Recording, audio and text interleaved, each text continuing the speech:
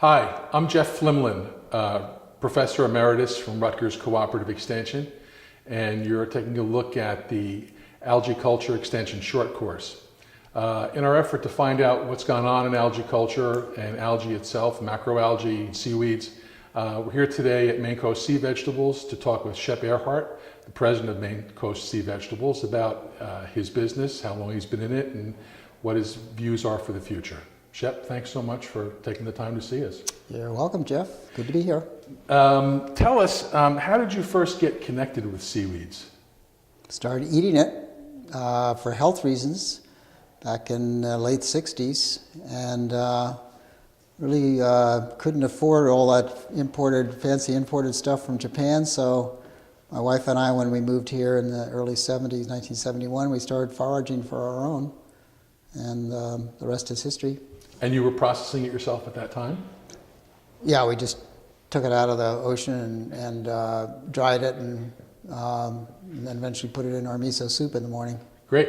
When did you become aware that you could turn this into a business? When our friends, and we were eating a macrobiotic diet for health reasons, and one of the bases of the macrobiotic diet is seaweed, every day actually. And we had friends who were in the greater macrobiotic community who started, I don't know how they found out, but the word got out. We were harvesting local seaweed, Maine seaweed, and I found this ad the other day. We actually put an ad in a magazine that went out to many of the macrobiotic community in April 1971. It said, "Send us $2 and we'll send you half a pound of alaria," which is like Japanese wakame, or kelp, which is like Japanese kombu, and then send 25 cents for postage. And handling. That's fantastic. You've had the largest running seaweed sales company with the most diverse product line, perhaps in the United States, for over 40 years. How has that market changed? You just said that you put the ad for $2. How has it changed over those 40 years? Wow, a lot. Yeah. On the supply side, there are now many more. Then we were probably the only domestic supplier of edible sea vegetables, which we're distinguishing because they are mostly for human consumption. Seaweed gets used in all kinds of agricultural and pharmaceutical and with animals, things like that. But we've specialized in seaweed for humans, and back then, the only other seaweed you could get for human consumption other than from Japan, not even China back then was producing it, as far as I know, wasn't imported anyhow. But you could get some kelp tablets out of the West Coast, out of Macrocystis, the big kelp forests out there. They were making kelp tablets. But otherwise, there's no source of domestic seaweed here. So now we have a handful of small suppliers in Maine and a handful on the West Coast. There's some suppliers now coming in from the British Isles and from Brittany, from Europe. So there's quite a lot more diversity in supply, and on the demand side, it's gotten enormous. We're not talking about individuals now, we're talking about mega companies looking at seaweed as a product in their product because of its nutritional and health benefits. Is the public more open to seaweed now? Oh yeah, 100%. Not only are they more open, they're more educated. There are people now, it's like, I don't know, maybe wine or something, people now who are distinguishing seaweed from this part of the coast from that part of the coast. It's terroir? Yeah, it's got a terroir. It's terroir, exactly. That's what they use with the oysters. Yes, right. I'm sure that's true with the oysters too. Yeah. And the public is also asking for more background about why. They know seaweed's good for them, but most people don't know why. So now they're asking for more science behind the seaweed, which is new and good. What percentage of your product line is wild harvest and what percentage is farmed? And do you see a change in those percentages over the next X number of years? First question is easy. 0% of our sales right now are from the farm. We have been farming for a couple of years, but none of it is ready for market because it's quite different than the wild harvested seaweed. So we know that our growth lies in this aquacultured seaweed because the wild harvested seaweed, in our opinion, is nearing the limits of sustainable harvest. 3 out of 5 of the species that we harvest, we are not able to get enough year to year to meet our demand. So it's very important that if we're going to grow on the farmed, but the farmed has to be treated differently, has to be marketed differently, has to be new recipes. It's lighter, it's slightly different taste, different texture, and we can't just sell it as regular wild seaweed. What are the historical uses of seaweed in Maine, the Canadian Maritimes? There seems to be a real history here of the use of the seaweeds, the sea vegetables, edibles, also in the Maritimes. Dulse is one of those things that's very popular in the Maritimes as a snack. You drink it have it with a beer or something, but it's never really infiltrated further south than Maine. Do you have any idea why?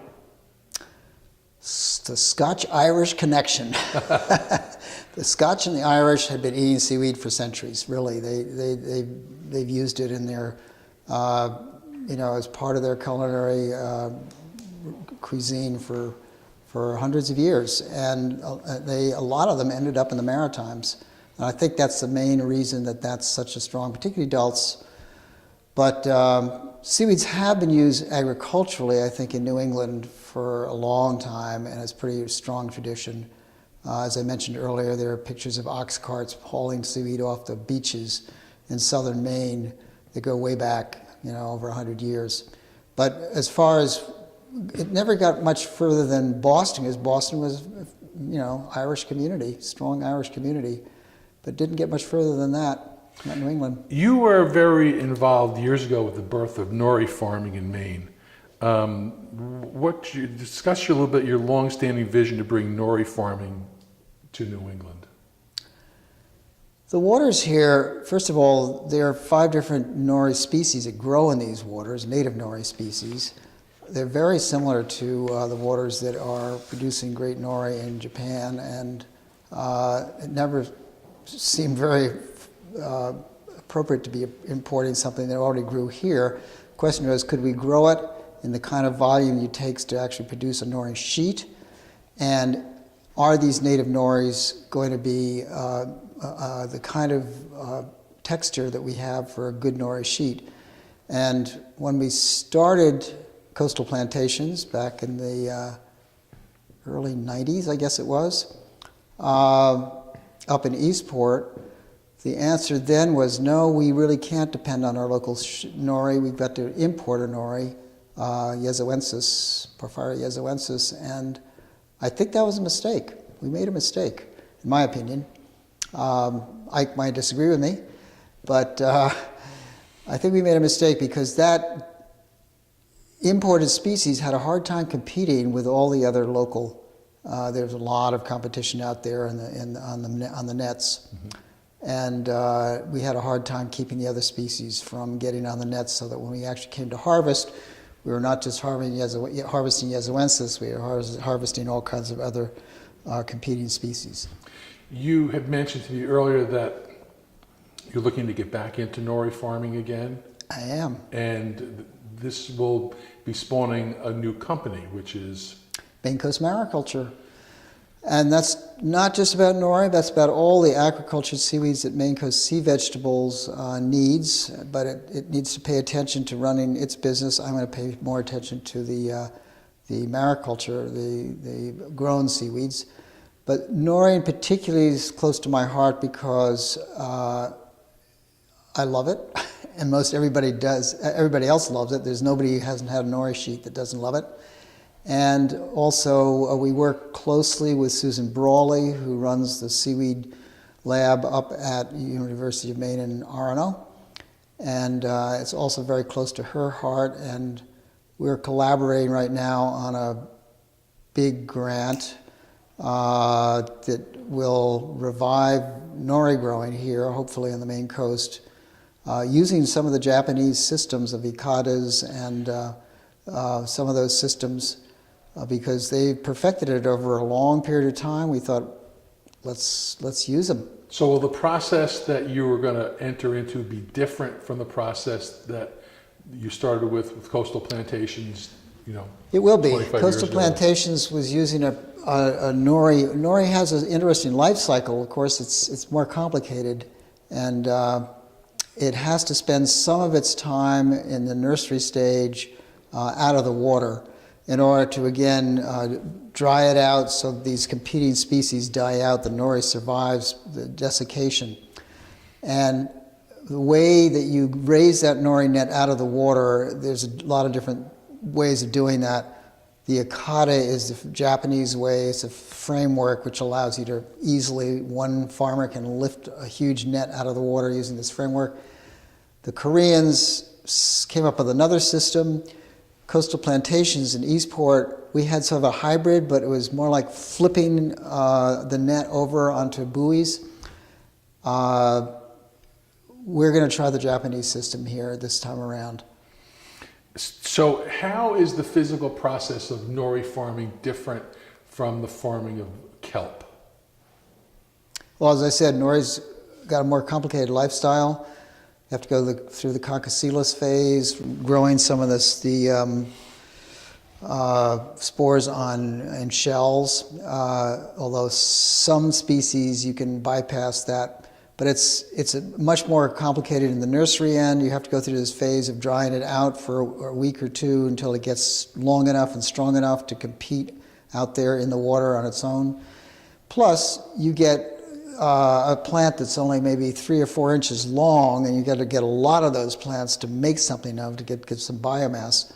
Whereas kelp, much easier, much simpler life cycle, just a simple life cycle, easier to get on the line, and then you go from that tiny seedling to a 3, 4, 5, 6 foot long blade. You've got a tremendous amount of biomass to work with. What about the time of the year for nori farming and kelp farming? Because kelp farming seems to be more of like a winter thing where some of the lobstermen are looking that here I can do this, pull my traps. It can be more of a shoulder season. Nori can do a shoulder season. It could be, we're going to try to put some in the fall, we're going to try to put some in the spring, and you can have a couple of crops. Plus, you can multiple harvest a net. The nice thing about nori, it grows very fast. Once it gets going, it grows fast.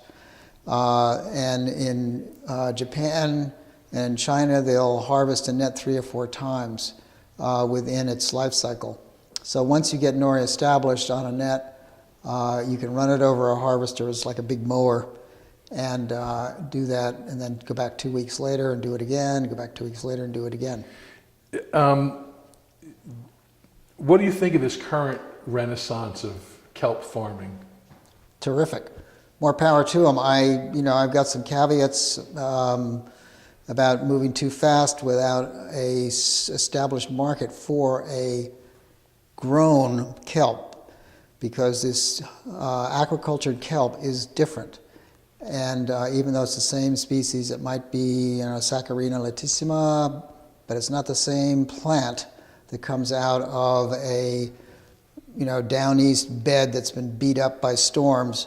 This is a pampered plant that comes off a line, and I don't think the kelp grower now needs to be careful that they have an established market to go to with their plant, because I think it's easy to grow, but it's hard to sell right now. I was going to say, you were saying easy to grow. So, your concerns are more about what they do after they harvest it, but not so much once the strings are out there, it's going to grow. Seems like it grows pretty well in these waters along the coast of Maine. I've been talking to farmers from all the way down below Portland, Belen, Casco Bay, and lower.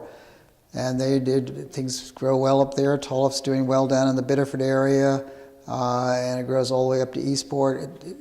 Not a problem growing it. What's going to happen when you get it, particularly when you get 10,000 wet pounds, what do you do with that? Because it all comes in at once. That's the other thing to watch out for. It all matures pretty much at the same time. You have to have a system set up to deal with a tremendous amount of biomass to stabilize it, either to dry it, freeze it, salt it, pickle it, something. That's all got to happen in a large amount of time, a small amount of time, a large volume.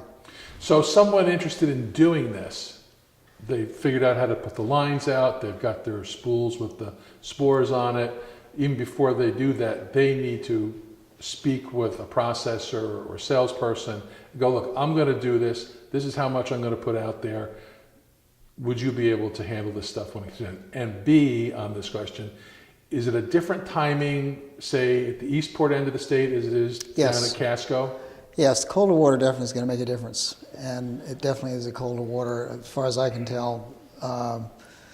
These northern bays are definitely coming in later than the southern bays.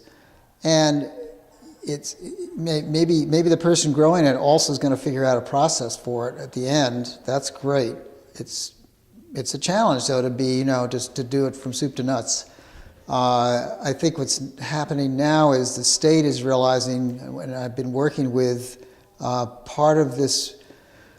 There's a grant. I have a grant with the university, and I've been working with the university on a bunch of different things. One of them is this, we call it the drying bottleneck, the bottleneck of processing. How do we dry a large amount of this biomass? And we're starting to work on a portable container, basically, with a intense drying system in it that you can run a lot of seaweed through in a very short period of time. That is one option. We're also looking at salting.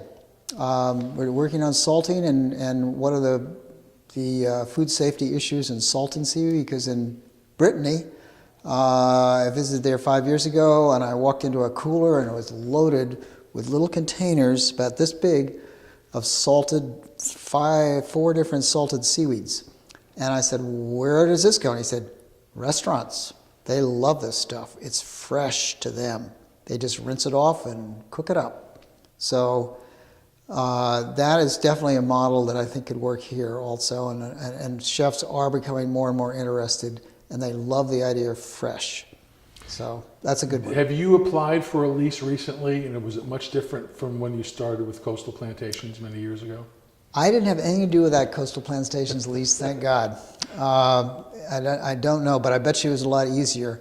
I didn't have much to do with this one because this lease that I'm on now was established by a prior lessor, Great Bay Aquaculture, to grow finfish on. And when the finfish thing folded, I noticed that they were taking their nets out of the water, and I went to the local lobsterman who was on that lease, and I said, how would you like to share that lease site, it was 35 acres, with seaweed? And he thought it was a great idea. He didn't have any particular plans for it, so I didn't have anything to do with establishing that lease either. So I know it's more complicated now. I know it takes a couple of years to get a big lease. Get a full 10-year lease. Takes you a few years to get it. So you're talking about the research project you're starting in with, so you're involved already with the University of Maine. Yes. With this.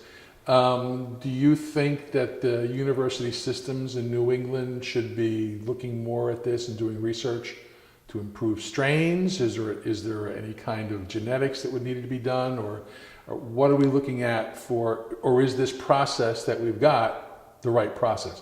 Is there a food science component to it? Say, here's another way we would need to process. There is some work being done on strains.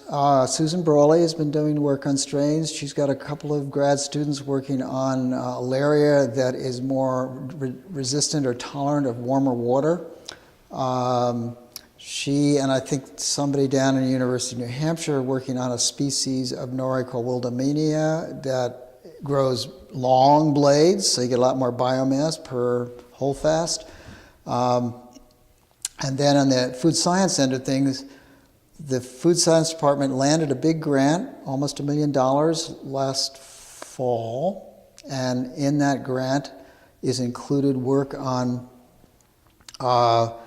looking at potential contamination in seaweed that's taken right out of the water, looking at the food safety aspects of drying, of salting, and of pickling. So we've got some experience, very active experience right now using some of the seaweed we're growing out on the farm, and they're checking it out to see how it behaves in the lab, so to speak. But all that's good groundwork to open up because food safety is huge with this new FDA Food Modernization Act, FSMA. If we don't have university blessing on putting out a new product that's, let's say, pickled or salted or even dried or fresh, we're in trouble. We need that, I guess, stamp of approval that this is a safe product to eat. So you mentioned that these 5 seaweeds in Brittany, you were going to the restaurants. Do you think that the chefs in the United States are embracing the sea vegetables more? Yes. The creative juices are flowing, so to speak? And how? Perfect description. There are a lot of chefs now who are very excited about seaweed. It's healthy and it's interesting and it can be colorful and it has a flavor profile that they're always looking for new, exciting flavor profiles, and seaweed's really different than anything else. So, creative chefs love seaweed basically, and I think if we come up with the right packaging and the right presentation and the right shelf life, right, and the right price point, I think seaweed is a good fit for that. Do you have a vision for the future of seaweed culture in Maine? Seaweed culture.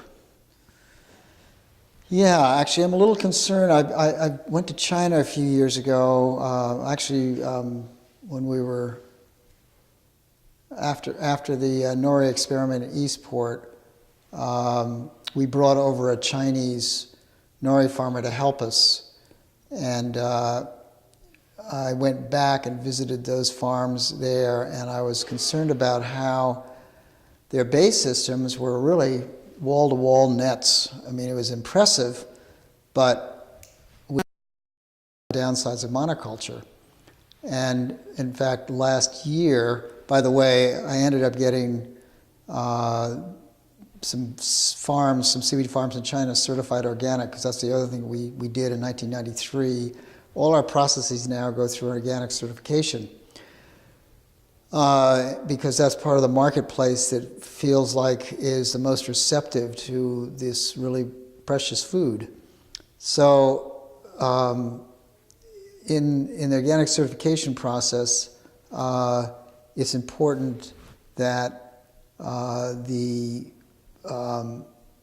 water in which the seaweed's grown is clean. And last year in China, some of the water was not very clean, and the crop, I thought it was about cleanliness or the amount of oxygen in the water or other nutrients in the water that were missing, but they had a big failure.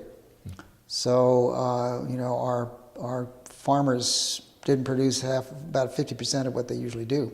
So I'm concerned about that. So in the future, in Maine seaweed, I'm concerned about the talk about growing seaweed for biomass, for biofuels, for extraction of just certain elements, for commercial chemical. I mean, a lot of seaweeds are just used in commercial formulations for paint thinners or whatever, of paint actually, not thinners. That doesn't seem like it's going to fit up here. I think what fits up here is small owner-operators who have, 10, 20, 30-acre leases, and careful siting, working with DMR, Department of Marine Resources, to make sure that there's an intelligent use of our bay systems and intelligent use of our working waterfront. And I think aquaculture seaweed has a great part to play in that if we're smart. Good. Last question. Do you have a favorite seaweed? Wow, well, they all are in their moment. They all have their moment. Although I have one that's not my favorite. All right, we will talk about that one. Well, it's sea lettuce, which we sell a lot of now. It's beautiful, it's green, but it has a very strong smell. Ulva? Yeah, Ulva, Lactuca. But probably dulse. Dulse is my favorite because it's so versatile and it's so unique. It's so different. It's got this tanginess. It's got a saltiness. It's got a sweetness. It's got a smokiness. It's got all these different flavors. And I think my customers agree because we sell more of it than any other seaweed. Okay. And of course, the whole bacon thing, dulse like bacon, we've known that for years. One of our original recipes was a DLT, a dulse lettuce and tomato sandwich. You take your dulse, you pan fry it, tastes just like bacon. Stick it in there with those lettuce and tomato, a little mayo. You got a BLT, but it's a DLT. I'll have to try that one. Try it. Shep, thanks very much for your time. And welcome. I greatly appreciate your help. We'll be talking with other leaders in the seaweed industry, and you'll see more of these interviews. Thanks.